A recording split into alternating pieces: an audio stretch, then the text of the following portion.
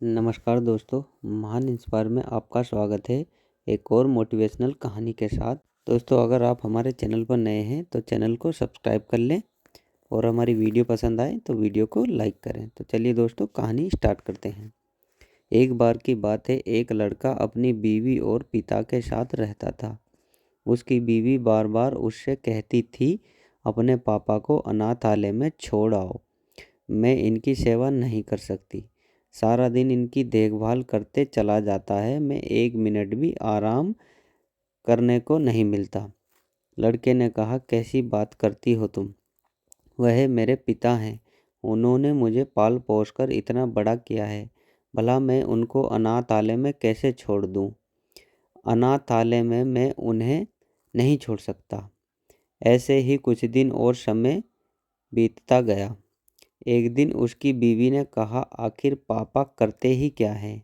वह घर पर पड़े ही रहते हैं और तुम्हारा पैसा भी लगता है उनकी दवाई में, उनको छोड़ दो ना अनाथालय में। बेटे का मूड बदल गया और उसकी बीवी कहती थी, मैं उनके बूढ़े बाप को नहीं संभाल सकती, उसकी देखभाल नहीं कर सकती, इसलिए आप उन्हें आज ही अनाथ आश्रम में डाल दीजिए। बेटा जब अपने पापा को अनाथ आश्रम में छोड़कर वापस आ गया, दोनों आपस में खुशी खुशी रहने लगे।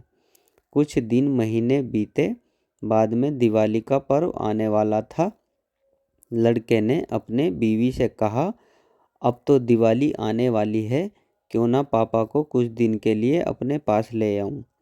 उसकी बीवी ने तुरंत मना कर दिया। उसकी बीवी ने कहा, नहीं, उनको यहाँ मत लाना। क्या करोगे उनको यहाँ लाकर? जहाँ है वहीं रहने दो। बेटा भी मान गया। बेटे ने कहा, ठीक है, कोई बात नहीं। एक दिन शाम को ऑफिस में आते समय उसने सोचा, चलो दिवाली का पर्व आ गया है, पापा से मिलकर आ जाता हूँ। तभी उसकी बीवी का फ़ोन आया और कहा, अपने बाप को यहाँ मत लाना और हमें शांति से जीने दो। मैं और नहीं कर सकती उनकी सेवा, वहीं रहने दो उन्हें। यह बात सुनकर बेटा वापस मुड़ा और अनाथ आश्रम में गया तो देखा उसका बाप अनाथ आश्रम में मैनेजर के साथ खुशी खुशी गप्पे में व्यस्त था और वह यूं बैठे थे जैसे वर्षों से एक दूसरे को जानते हों।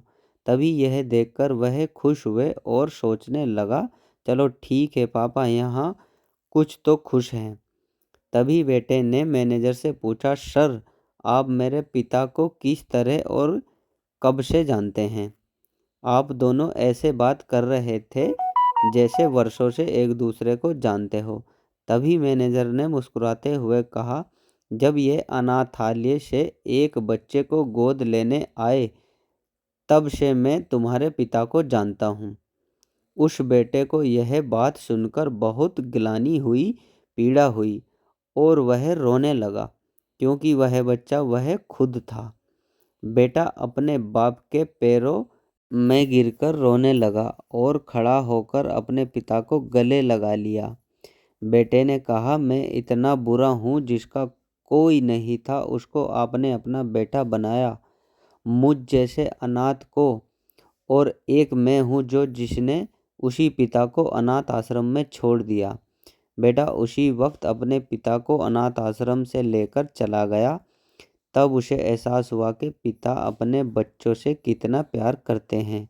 जिनके माँ बाप जिंदा हैं वह दुनिया के सबसे अमीर और संपन्न लोग हैं। दोस्तों, माँ बाप ईश्वर का दूसरा रूप होते हैं। अगर आपके माता पिता आपसे खुश हैं तो समझो वह ईश्वर, वह परम पिता परमेश्वर आपसे खुश है। जिस घर में माँ बाप की इज्जत नहीं होती, उस घर में कभी बरकत नहीं होती, उस घर में कभी खुशियाँ नहीं होती, उस घर में कभी शांति नहीं होती। माता पिता की उंगली थाम के चलना सीख और उनकी मेहनत से पले। आज हम जो कुछ भी हैं, हमारे माता पिता की वजह से हैं। माँ बाप के प्यार और बलिदान का कर्ज हम अपने जान देकर भी नहीं चुका सकते।